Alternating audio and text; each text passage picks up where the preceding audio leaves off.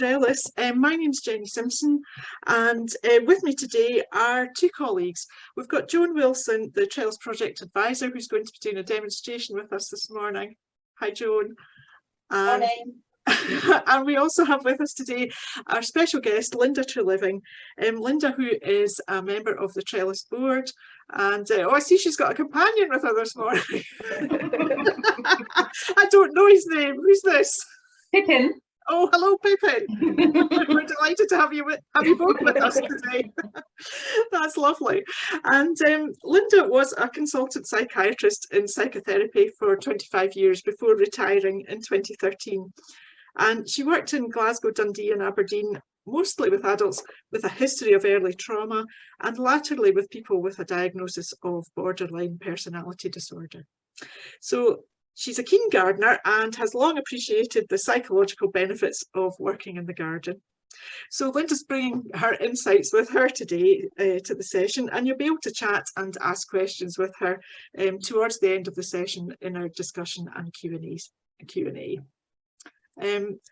So for those of you who don't know us, Trellis is the charity that supports people working in care, health, education and community settings to garden with their clients, especially those with no gardening experience or who are brushing up on long forgotten skills. You can find out more about the support we offer on the Trellis web pages, and there's links to all our training and resources from there. As ever, the aim of these online sessions is to inspire you and to encourage you to have a go. And we will be sharing lots of ideas to stimulate interest and interaction, and we'd love to hear your experiences of your activities and techniques that you've tried with your clients, or questions about how to do any of this. So please use the chat option throughout the session to ask questions, and I'll be able to voice them to Joan and Linda at the end, or you can unmute when we come to the question and answer session. Please use the raise your hand, or actually put up your hand, and we can ask you to unmute and voice your question or contribute to the conversation at that time. That'll be lovely. So without further ado, I'll get started. We're going to have a short presentation this morning, and then I'm going to hand over to Joan to do her practical demonstration, and then, as I say, we'll get to the Q&A and discussion at the end. And there's Pippin, he's chipping in already. He's keen, lovely. So I'm going to share my screen with you, and we're going to have a little look at some indoor flowering bulbs. That's the main part of it. So if you just bear with me a moment till I share my screen and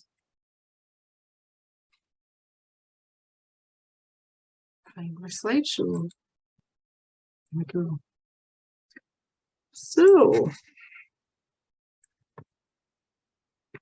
I thought I'd share this beautiful photograph. One of the great pleasures of doing these sessions is that I get to look through all these beautiful images, and this one I thought was really arresting.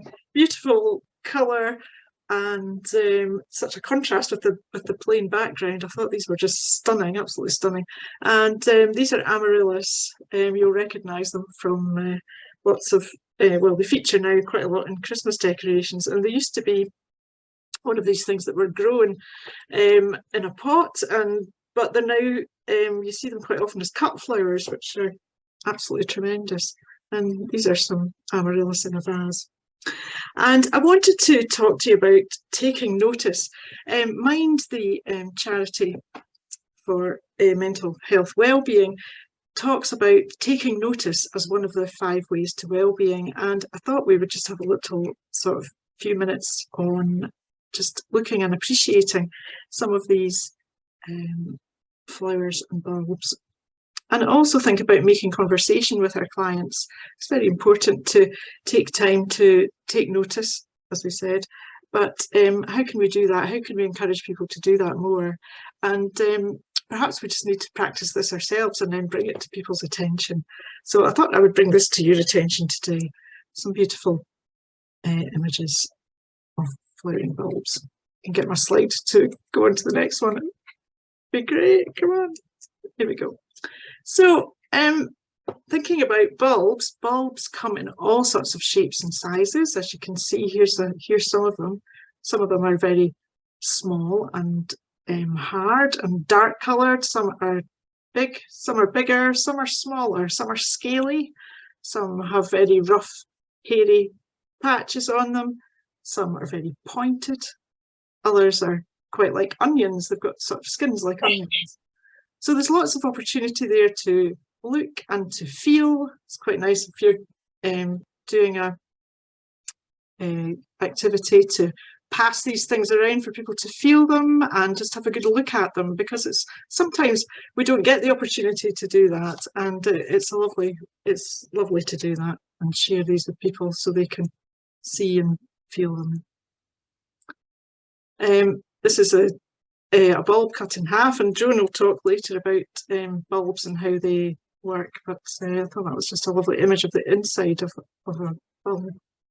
And here we are back to the amaryllis again.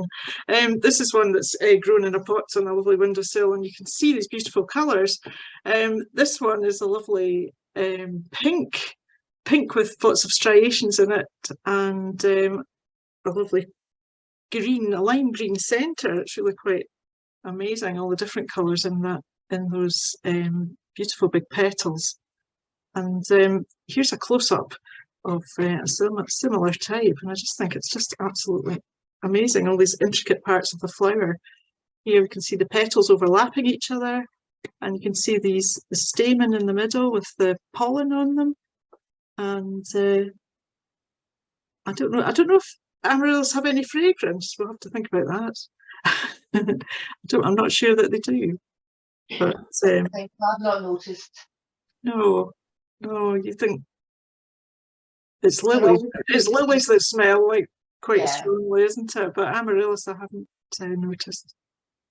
So take some time to have a look.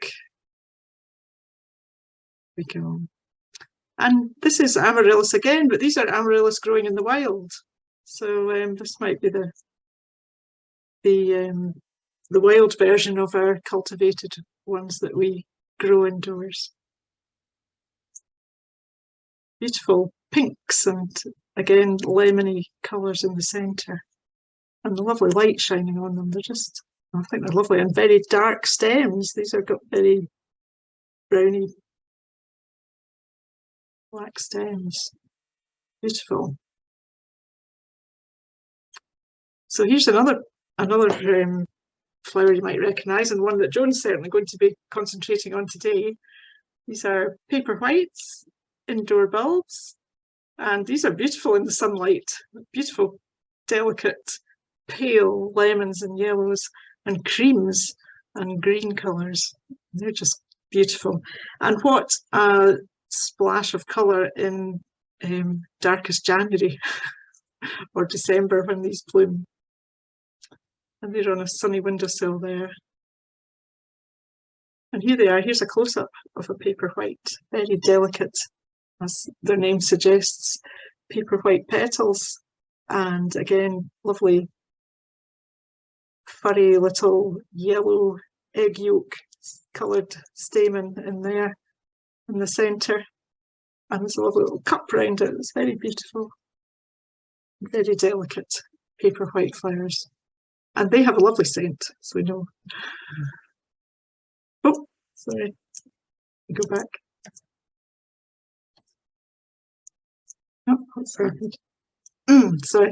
And here are the paperwhites just beginning to emerge from their bulbs. You can see they've got a sort of white collar around the leaves as they grow up strong and tall. Lovely. They're greening up really nicely here.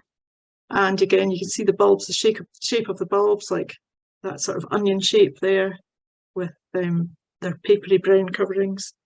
And these ones are just nestling in some gravel. They're growing in gravel, and Joan will talk about that later on. I'm just going to talk very quickly then now about hyacinths, which are beautiful big blooms, and these blue ones, they've got a lot of colour in each individual flower. This flower stem's absolutely studded with them, and they're all open and gleaming in the light. Lovely blue colours. Lots to look at there. That's a very intricate pattern. Very dark, almost black centres in the flowers there. Here's a lovely, beautiful pink one. Not quite so dense, but more open. See the light shining through the flowers there. And that's lovely. It's very delicate, that one. Well, here's a blue one just emerging from its sheath of leaves and stems. Going to be a blue. And here's one just emerging. It's not even got, can't see the colour yet. To guess what colour that one was going to be. And it's lovely strong leaves that have greened up in the light.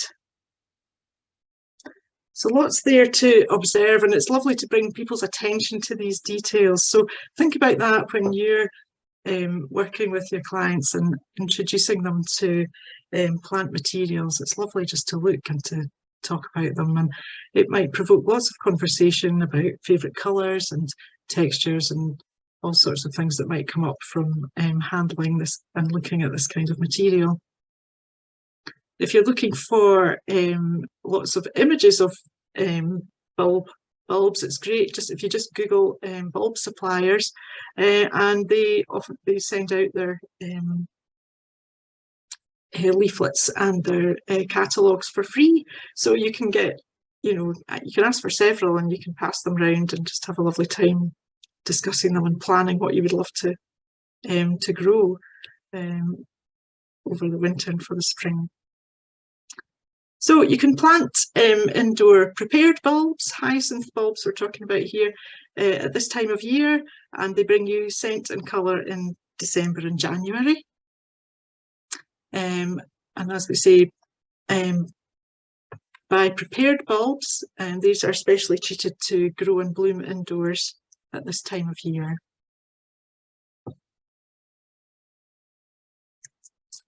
Oh, sorry, it keeps sticking. What's going on? You can grow them in a glass or a vase, and charity shops are a good source of these. You just pop the bulb in the top and fill the water up till it nearly reaches the bottom of the bulb. And you can pop it in a dark place for a couple of weeks to allow the roots to develop. Put it in a cupboard.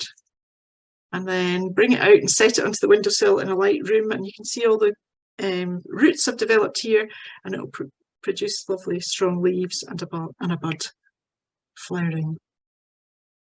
And you get lovely flowers in about 3 weeks or so. Okay. Alternatively, you can put them in bowls of compost or bulb fibre.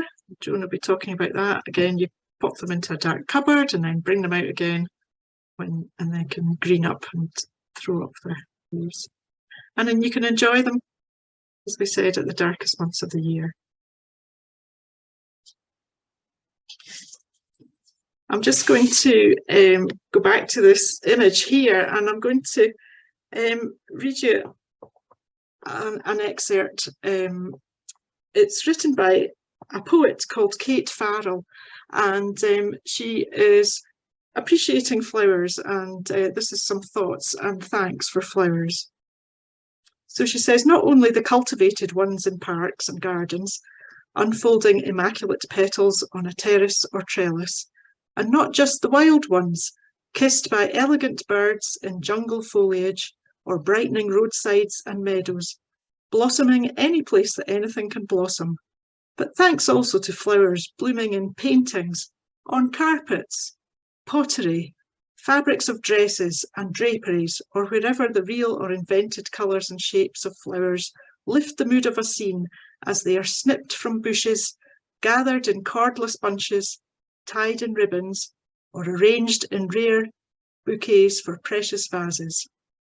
Perfect by nature for gift and centrepiece, they perfume ballrooms, backyards and prairies, and, indoors or out the window, they gladden celebrations and refresh every country and season, for even in iciest winter. The word flower thrives in every language, adorning what everyone says and imagines with the beautiful thought of flowers, which teaches by timeless example that life goes by anyway. You might as well flower. Which I thought was rather lovely. So I'll leave you with that image in your mind. And I'm going to hand over to Joan, who's going to be talking us through how to grow these lovely flowers. And if you'd like to, I'm going to, sorry, stop share, stop talking in a minute. But if you'd like to click on to speaker view, you'll be able to see Joan as Joan's tabletop as a big, taking up the most of your screen, so you'll be able to see it best. Over to you, Joan. Okay, excuse me. Thank you very much, Jenny, and hello everybody, and thanks for joining us in again this morning. That was lovely. I've never heard that poem before, Jenny, and I want everybody to hold on to that image of the amaryllis that you shared there, because I'm going to tell you another name for that amaryllis in a wee while. So that's lovely that you actually shared that great photograph of it.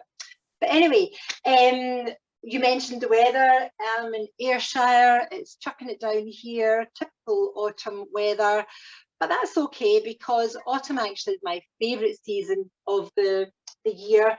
I love all the colours that we get, and this year apparently we're getting even better autumn colours. We're seeing much more yellows and oranges because of the way that we had our summer. Now, I don't think we had a particularly dry summer. Down south definitely did, but apparently our summer was drier than normal as well up here, hence we are getting slightly more vivid colouring in our autumn leaves, so I'm really enjoying that. You can't see my garden out my hut here, but I've got lots of shrubs. I pick shrubs for my garden that give me good spring, autumn and winter interest. I don't bother about summer flowering shrubs because I always think my annuals and all these other things add colour. So I've got lots of reds and oranges and yellows in my garden also. So autumn is great for me. Autumn is also the time to be planting our spring flowering bulbs in general, as a rule. And anybody that joined us in a couple of weeks ago, we were planting up bulb lasagnas and things like that for spring flowering next year. But many bulbs are suitable for planting just now to make a fabulous indoor display over Christmas time. But the reason I do it actually is not for a Christmas decoration. There's enough junk in my house then, but into the rather dull January, I love to have things like my hyacinths flowering, or hopefully I'll have a lovely big amaryllis like this one that I'm going to be planting up, this beautiful velvety red one. Somebody mentioned the leaves of the amaryllis look like velvet in the chat when you were speaking earlier, Jenny. So I like to plant up bulbs just now for colour in January. And of course, doing this bulb planting for indoor flowering lends itself beautifully towards being an indoors tabletop activity, because really, let's face it, who wants to go outside in a day like this and do some gardening? And this tabletop activity, it can support outcomes such as light physical activity, which will help with stress reduction, but also that brilliant outcome of social inclusion. We all love taking pleasure from working in a group. And of course, we know that there are many for several reasons that may not be able to join in group activity, but this is an activity that can easily be set up as a one-to-one that you can take to someone's house or take to someone's room or take to a quiet spot and do it with them and engage them in all the pleasure of doing this. So, as I said, autumn is the time for this job, and Jenny spoke beautifully about conversation, and she took the time to allow us to look at the petals and the sepals and all the bits and bobs of the plant that we just kind of take for granted, but you know, stopping and looking closely at even just what have I got here that I can look at? You know, this is something that I planted up earlier that I'm going to talk about later on, but just taking the time to look at the stems developing and a little bud appearing in there, just stopping and looking, and it's amazing what we can see. And conversation is lovely, and just now with us coming into autumn, conversation about the seasons can actually help explain the life cycle of a bulb. And by chatting and explaining some features of the activity that you're about to engage in, It can only help instill interest and understanding, which in turn will support greater interaction and participation in the activity itself. So let me move some of this and I'm going to hold this up for us. So this wee bulb, this is, Jenny talked about the paper white daffodils, the really delicate white ones. This is a paper white daffodil bulb. Now this wee bulb, the whole thing together, I call it an underground storehouse. It has everything it needs to grow and produce those beautiful white flowers that Jenny showed in the image, all wrapped up in this lovely, it's like tissue paper, papery type paper. So all it needs now to grow is the rain that we get during autumn time to initiate the root growth, then a prolonged cold spell to kickstart the development of its stems. Then as spring approaches, the temperature rises and this heat supports the flowers to bloom. And this is typically true for all outdoor spring flowering bulbs. However, the bulbs I'm going to show here today are a wee bit different, making them suitable for growing indoors. Jenny showed us amaryllis, hyacinth and the paper white daffodil bulbs. All of them are known as our indoor Christmas flowering bulbs, but the reality of it is they're actually outdoor plants that grow somewhere in the world, far more exotic than Scotland. But we trick them into believing that by growing in our house, they're growing in their natural environment, so we get to benefit from their beauty indoors. The first one I'm going to talk about is the hyacinth, that lovely blue one that Jenny showed us. Now, you had a pink one, Jenny, I think. You had the lovely blue. This is the Delft blue. This is Harlem or something they call it.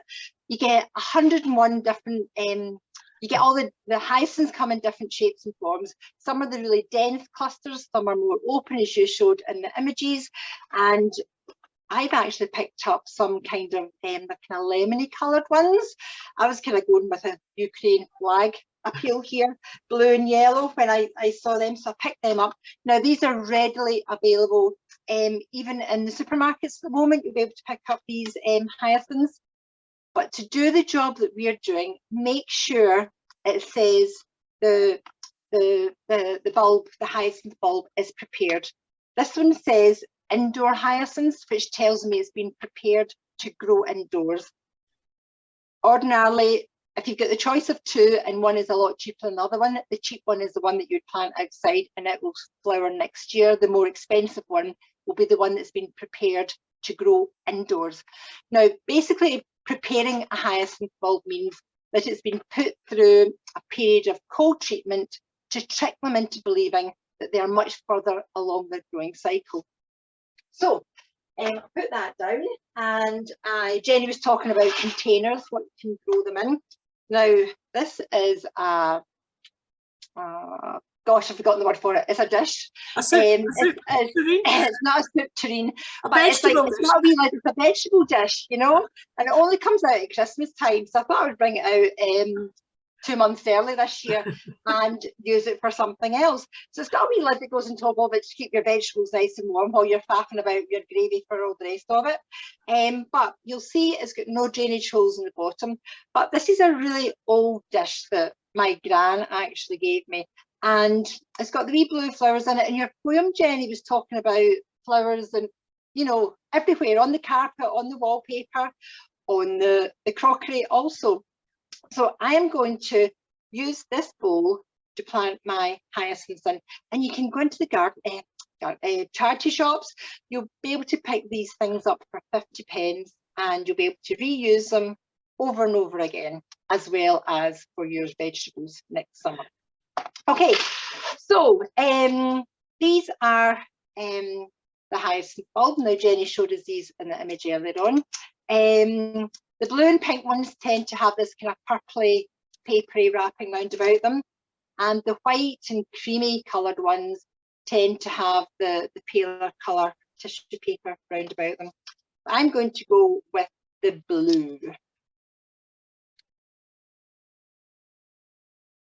We don't have drainage holes in this because we We want to keep the compost damp enough for the roots to get moisture, but not so wet that the bulbs are sitting in soggy water. Hyacinths come from northern parts of Turkey, so they do get rain. Naturally, that's where they grow, but they get long dry spells also, so they don't like to sit in too damp compost. If your compost gets too wet, it can become smelly, so that's another reason to make sure you don't overwater it. But if you add some charcoal to your compost mix, that actually sweetens up the smell of the compost as well, so it might deter that smell if it builds up. But maybe I shouldn't talk about that, because really it never smells, so don't worry about it. So I've got my decorative pot, and really I'm just going to show you, this is just a general purpose compost that I've got. I've already broken up any clumpy bits, and straight away I've forgotten to say about the gloves. Please wear gloves when you are handling bulbs, because many of them can be an irritant to many skin types. Now, please do as I say, not as I do. So I've already broken up this compost quite a wee bit, no clumpy bits in there.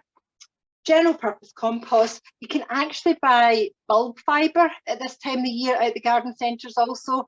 It's just basically a general purpose compost that's got some added drainage material through it. It's a wee bit more expensive, but it's good stuff. Or just use your own general purpose compost and add in some pea gravel yourself if you wanted to.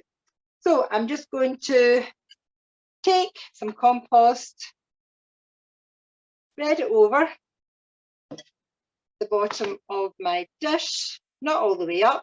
I've used my hands, but please use a mug or a spoon or something smaller that might lend itself better to your particular client group. Now, the flat end is the bottom end, and I'm just going to peel that wee bit off, wiggle that in, pointy end, and you maybe can actually see the wee shoot is trying to keep through here. I'm planting them fairly close, but they're not physically touching one another, and that like that. And then I am going to use my wee scoop here just to fill in and around. Doesn't matter if it goes over the bulb.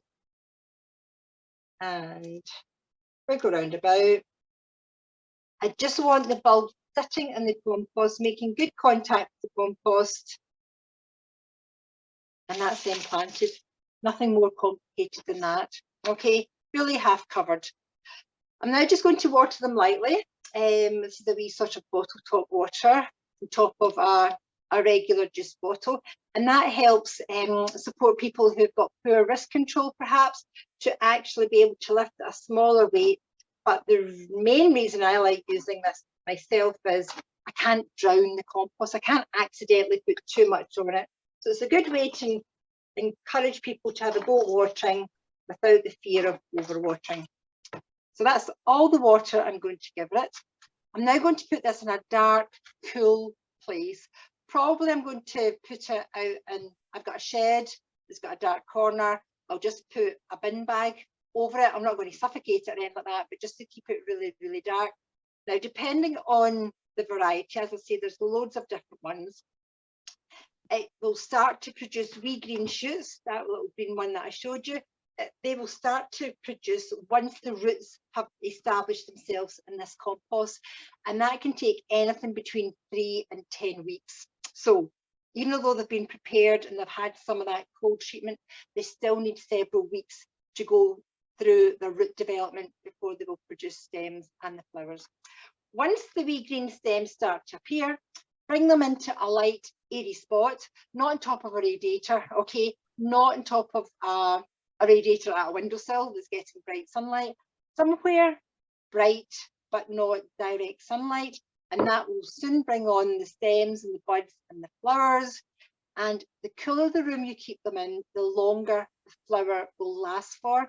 If it's too warm, they'll grow up tall and floppy, and they'll could actually go over it in a matter of days. So keep them in as cool a place as possible.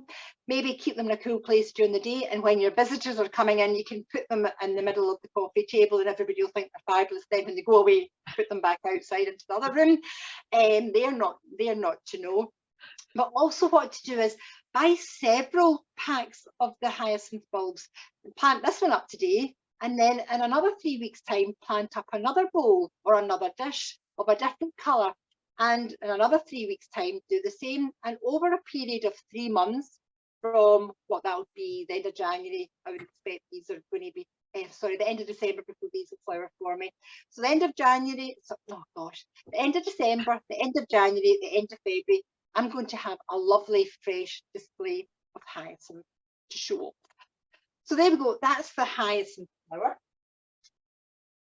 Jenny showed us that beautiful, it really is beautiful, the amaryllis. And I have to just mention that picture of that lovely pink one, the wild ones that you said, Jenny, the amaryllis belladonna.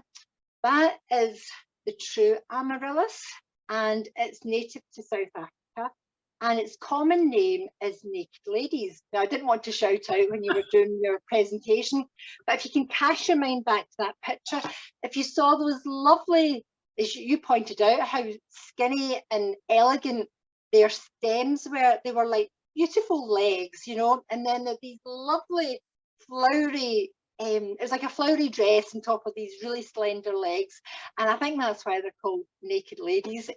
Really, really, they're so floriferous. Those that amaryllis that grows in South Africa has got these multi-headed flowers like that image.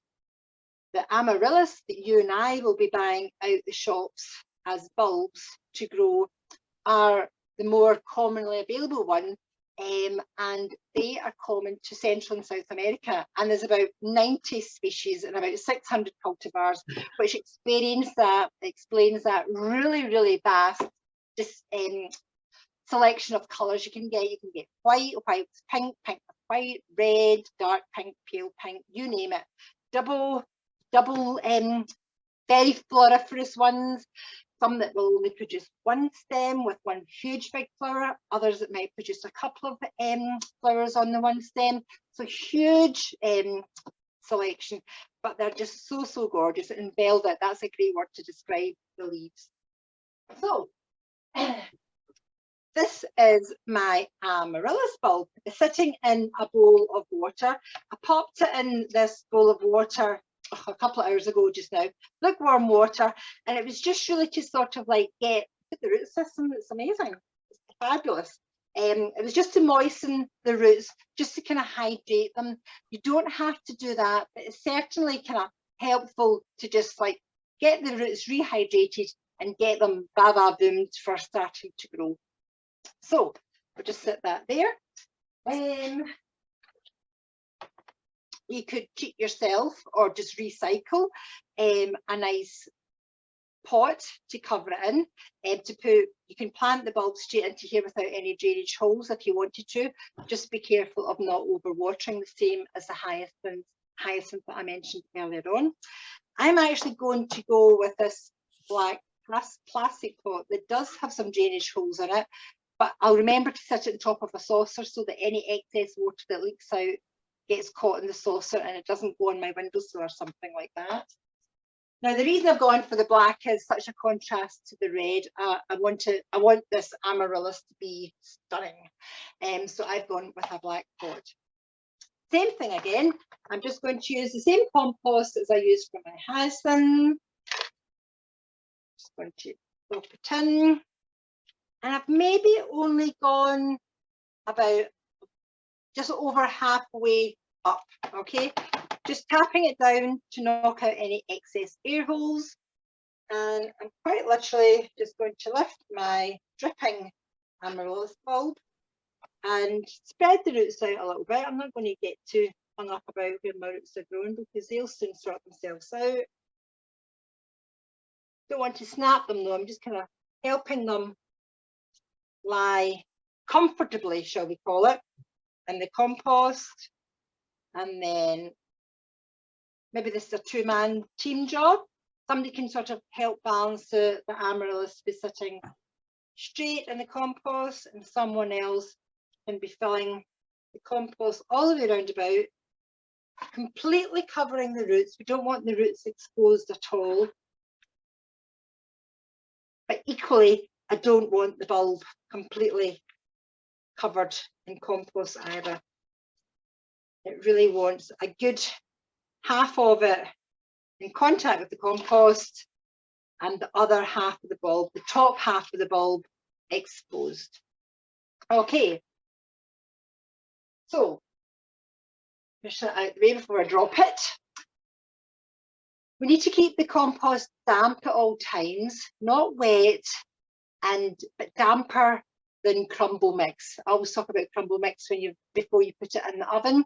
Slightly damper than crumble mix, but not wet. Okay, so I'm just going to give it a good squish round about. And that water will sort of percolate down through the compost. And I'm going to put this somewhere quite dark, like my airing cupboard, because it's warm in there the whole time. And we want somewhere maybe about 20, 21 degrees, if you can find that, okay? Couple of weeks in there, and then you'll start to see shoots and leaves developing.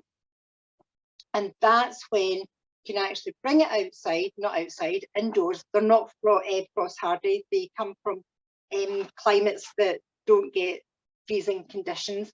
So bring it out the airing cupboard into a room in the house that is warm, okay? Keep it much more damp now, okay? Always have the compost not wet, but always damp at all times, okay? And that's a good way why you should have it sitting on a saucer, because there's excess water can get out of the saucer, but it can also be soaking up water if it's needing it, okay? So as the flower bud develops, turn the pot daily. We saw how tall the stems become, so turn the pot daily so that the stem is encouraged to grow upright, because it will always lean towards the window. So every day, give it a wee turn.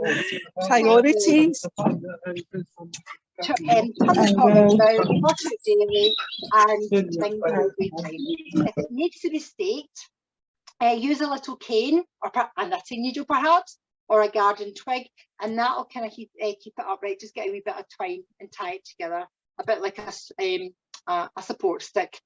When it's about to flower, if you move it to a cooler spot, you'll actually prolong the flowering period. It's a bit like the hyacinth as well. If it's too warm, it will flower, but the flower will go over very, very quickly. The cooler the room, the longer the flower will stay with us. So this is my really gorgeous amaryllis that I am very excited to look forward to go. And last one is the paper white that Jenny spoke about in her presentation also. These paper whites they're called paper whites, and that's not their true name. You get a whole load of different ones, but we call them paper whites because that's the most common one that we talk about. This is the paper white image there. You also get them like this one here, very bright yellows, and the other one is avalanche, which is a kind of like buttery lemony kind of yellow coloured daffodil.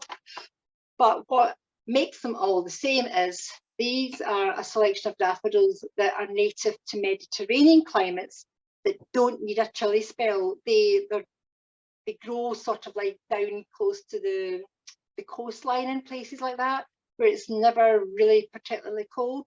But what they do need to kickstart their growing process is a slight dip in temperature plus lots of water to get them growing. So they're a great bulb to grow for us to mimic their growing environment in our houses. Just give them a cold room to begin with, some water, and away they go. So Jenny showed an image of a vase that had lots of bulbs growing in it. So this is one here. Again, at charity shop, I would perhaps pick 3 bulbs like so, and I would plant them in that size of vase. But I'm not going to do that. I'm going to show you one that I have grown earlier. I've started to grow for you. This is a plastic pint glass, And I've decorated it with some stickers, and I've made myself a wee fancy handle. And the bulb was planted 2 weeks ago in gravel. You can maybe see its roots starting to grow down through the gravel. There's water in the gravel, so the roots are gone down, and now that they've got lots of water, it's kick-started that. Oh my goodness, I must start growing stems now. So you can see the stems starting to come on this one. And then I've got another wee Tupperware dish here. I'm going to put that so you can see them start to grow up. You can see they're all growing at different, they're a bit like people, they all respond to things in different ways. So they've all got the exact same conditions, but some are putting on loads of growth. And there's actually, I don't want to handle this too much because I don't want to damage it, but you can maybe see the wee sort of like flower bulbs. Oh gosh. Yes, see it now. Yep, so I've already got this wee one is dead keen to get on with it. It's already making flower buds, and this wee one's a bit slow to get grown, but I can see it coming. They'll all catch up when it comes down to the bit. So that is them a couple of weeks on. So what I want to show you is this. Excuse me 2 seconds. Sorry about that. That's what you get from working from home, isn't it? Okay, so we've got a plastic glass here, and you could be really very creative yourselves and set up a session in advance of your bulb planting session, and you could paint these. You could be very creative with stencils, or you can do what I'm going to do and just nip to the range or Tesco's or these places that have lots of kind of Christmassy, stickery type things, and you can decorate your vases with them. So I'm going to put this wee happy reindeer like so. And this is a lovely conversation piece as well, because we can start talking about reindeers and who can name all the reindeers. Please don't ask me to name them just now because I'm not thinking about that. And here we have a Christmas tree. So does anybody know any stories about Christmas trees and the tradition? Why we actually have Christmas trees in Great Britain now? Perhaps someone would know that story. If not, we could share the story and extend the activity.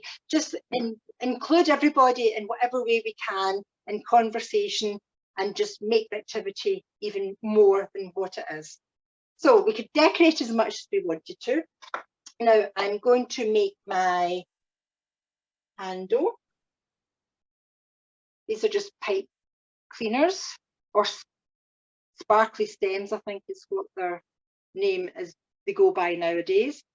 We've got like the wee fluffy ones, which are really nice and tactile, and some folks might just be quite happy handling the fluffy pipe cleaners. I'm going to go with fluffy, yes. So what I'm going to do is take my 2 pipe cleaners and just twist them round about.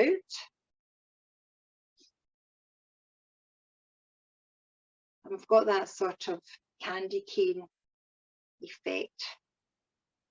Then I'm going to take it and twist them to make a loop like a circle.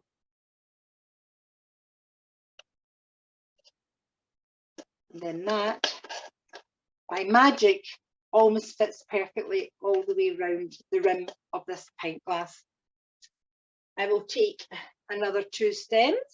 I think I'll go a mixture of sparkly and fluffy this time.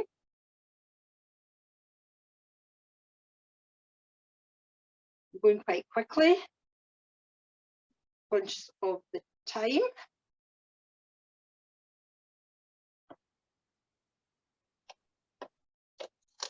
Oops. Tuck it down through one side, pull it up, tuck it over the rim of the glass. That holds that bit firmly in place. Same thing again. Press it down. Oops. Made that too tight. Pull it up, tuck it under, and there we have our handle for our vase. Now that could be a bit tricky for some folks. So what you could do in advance to make things a wee bit more adaptive is in advance make up a whole selection of pre-twisted pipe cleaners, and you're just offering the choice to your clients. Which colour would you like? Maybe it's a football colour. Down here, Kilmarnock is our local team, so maybe this would be our Kilmarnock Football Club colour, who knows? You've got a wee selection there that people, you're taking away that anxious decision about, oh no, I don't know which one to pick. Just pick your favourite colour, that's all there is to it. And if that is even more trickier, you could actually make up a few handles in advance that you could set out a little activity station for each individual with their glass and their decorations all ready to go, and that's just ready to be slid in, and that's your handle ready to rock and roll. Okay, so what we're now that we have our vase decorated, we need some gravel. Again, depending on your client group, everybody could be given a tub of gravel that's pre-measured, sat beside them, and all they've got to do is tip it in, or you can invite everybody to pass the gravel round about, fill their vase up with gravel. And even the noise is lovely. That crashing, thundery noise is, you know, it's quite invigorating. So I'm going to put that one in. Yep, and maybe about a third of the way up my vase, I've put the gravel in. And then I'm going to take my paper white bulb. It's already got these stems coming out of it. Wiggle it in. Wiggle its bum into the gravel so it's kind of settled quite nicely. And then I'm going to fill the gravel with water all the way up until the water is just proud of the gravel and the base of the bulb bum is sitting in that water. I'm going to keep it quite cool for a couple of weeks, okay? And then once my stems start to, when I say cool, I'm keeping mine in the back door porch, okay? So it never gets freezing cold out there or anything like that, but it's really cool the whole time. And then once I'm at the stage where stems are starting to grow, I'm going to bring it into a warmer room, and that's when it will really put on great growth and the flower buds will start to develop and the flowers themselves will be produced. But I quite often actually keep them in a cool room the whole time, and like, so I'll have this Tupperware dish here that I was talking about, that will sit in my porch all winter now, and they probably will not finish flowering until the end of January because it's so cool that it really does prolong the length of flowering. And the scent that you get off of these paper white flowers, these daffodils, is incredible. It's not as overpowering as your hyacinth, it's much more delicate, and it's just so, so nice. Now, they can get quite tall and leggy. So this is dogwood. These red stems are dogwood. They're just starting to lose their leaves just now, but you could pop some of them in the side of the gravel, a few of them round about, and that will help keep the stems upright. Another trick is to add a tiny spot of vodka into the water.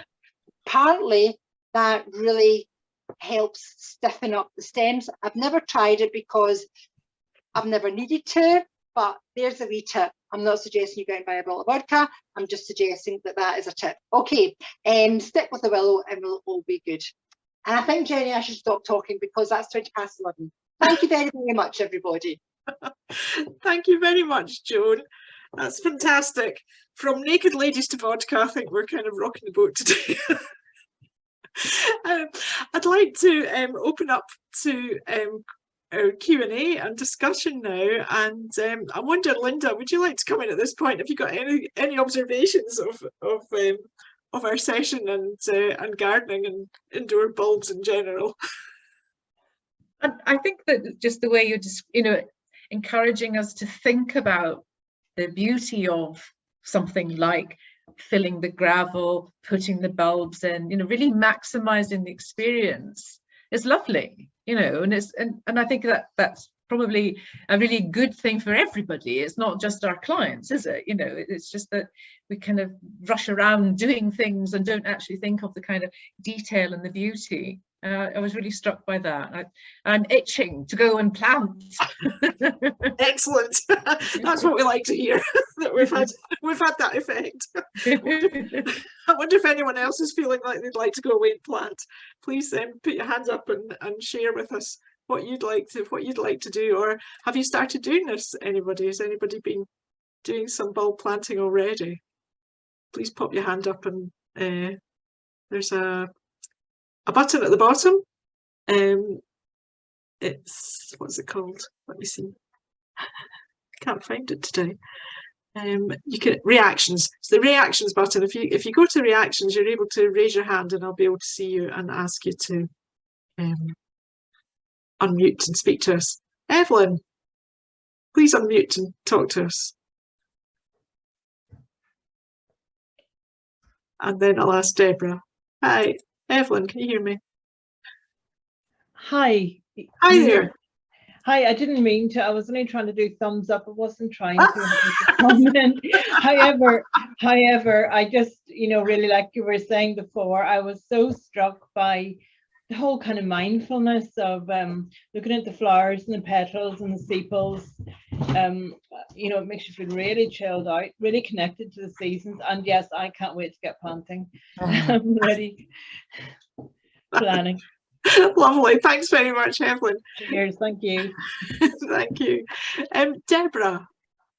Hi. I'm keen to get going, but I start a new job mid-November, and I'm just wondering if there's anything that you would recommend that could still be planted at the end of, you know, sort of more end of November, December, or is it just too late? No, just go and get buying them just now, so that they're in the garden centres. By the end of November, your selection will be really poor, and probably I'm not decrying how the garden centres of the supermarkets look after their bulbs, but they're maybe starting to get a wee bit soft. You want to buy bulbs that are really quite hard to touch. So go and get buying your bulbs just now, and keep them somewhere cool, not cold, and dark, definitely not damp, and your bulbs will keep fine for you. And then you can use that, do the activity with your clients in November, even into December. You'll just have to wait till February or March to get the benefit of them, but you'll be enjoying those things when we are not. So yeah, absolutely. Do not. Thank you. That makes sense. You just reminded me that I think it was last year I bought some hyacinths with good intentions and found them months later in the boot of my car, and they were sprouting. I hope you planted them. I did. Good. Yeah. Thank you. Thanks very much. Evelyn had a question when you were talking about hyacinths, Joan. Can you plant them outside after they flower, was her question. Yes, you can. The prepared ones that we've been talking about, you wouldn't be able to grow them indoors again next year, because you would have to go through that cold treatment that they've had done to them, that we don't have the capacity to do that unless you want to put them into your fridge for 3 months during the summertime. So we don't want to be doing that. No, once they finish flowering this year, cut off the flowers, the actual flower part itself, leave the leaves and the stems to allow them to die back down, and that's the bulb being fed lots of nutrients that it will store in its tissue paper. Plant it outside the garden somewhere, preferably somewhere dryish in your garden, not the boggy part, okay? And at the front of a border, so you get to see them next year, because remember, they're not that tall. I'll go like that. So yeah, plant them outdoors and you will get the benefit of them next springtime. Lovely. Thank you very much. Iris, if you're still with us, Iris is planting, sorry, it's not Iris, it's Lorraine, and she's planting iris. Would you like to share that with us, Lorraine, if you can? Could you unmute and tell us who you're going to be planting with, what you're going to be up to? Yeah, I've got a little group this afternoon. We've only got 2 coming today. and we're planting, we're doing a little bit about bulbs, but this has given me a whole new kind of idea for a few extra things we can include and talk about today. But just planting some tiny little iris bulbs in a little pot, covering them with gravel. Lovely. And then I think they can pop them outside. It's maybe just to put outside your window that you can see, maybe probably better than inside, I think. So yeah, it's for them to come up in spring. Yeah, those little, you know, those little miniature little dwarf ones. Yeah. And to have them in the gravel is so lovely, because when they start to peek through those little green shoots, you get to see them so much more clearer against the gravel than you do against the compost. And then the gravel really shows them off beautifully. So yep, take the time to study and admire them when they do start. Yeah, that's true. Actually, I hadn't thought about, you know, you get a lot more contrast, don't you, against the gravel than just coming through a bit of compost. Yeah, I'll point that out to them to watch for that. Thank you. Thank you very much, Lorraine. Anyone else want to talk to us there? Has anyone got any other questions they'd like to ask at all? Thank you very much to Stephen and Margaret for their conversation on the origins of Christmas trees. I hope we got that. We've all got that now. That's lovely. Thanks very much. That's great. And has anyone got anything else they'd like to share with us? Linda. Well, can I ask Joan to do some troubleshooting for me, because last year I was equally enthusiastic and I put my hyacinths in a warm cupboard in the dark, and I watered them and nothing happened. I don't know, did I dry them out or what? I think too, for your hyacinths, you want to put them in a cool cupboard in the dark. Amaryllis, like the warm cupboard in the dark. Right. So maybe you were too kind to them, giving them a nice cozy house to begin with. Yes. They need that. They need another period of coldness. Right. So I think maybe that's where you went wrong. Right, that sounds great. I'll have no difficulty finding a cool place this year. Okay. Yes. Yeah, absolutely. That's great. And just another question on the hyacinths and coolness and putting them away in the dark. How long do you have to put them away in the dark for, Joan? Until the green stem starts to appear. Once the green stem starts to appear, you know the roots have started to do their bits and bobs. The roots, when you saw me put my hyacinth in, there was no roots there at all. One or two wee tiny signs of papery thread-like growth, but that was all. It needs to put down its roots. It has to develop its root system first of all before it starts to put up its green shoots. So and that period of time varies from type of hyacinth to type of hyacinth. So anything between 3 to as long as 10 weeks actually. So just keep on looking, but when you see the green shoots coming through, you know it's good to go, and it can come out its dark cold covered. Thank you, Nikki. Would you like to? Hi, I'm just wondering, with the paperwhites, could you put them in the gravel in your greenhouse for a couple of weeks to get started before bringing them inside? You could do it as long as it wasn't ever down to freezing.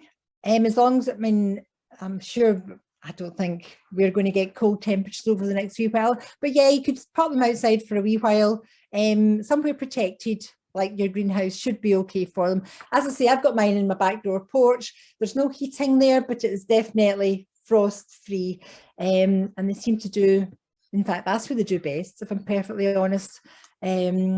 It's nice and bright there. And as I say, if I bring them inside, I only bring them in to show them off, and then I put them back out there because they go over, the flowers go over so quickly in our warm, centrally heated houses. But as Linda's just said, maybe this year we're going to be much more cautious with our heating. So perhaps all these indoor bulbs will be loving life with us. Thanks so much.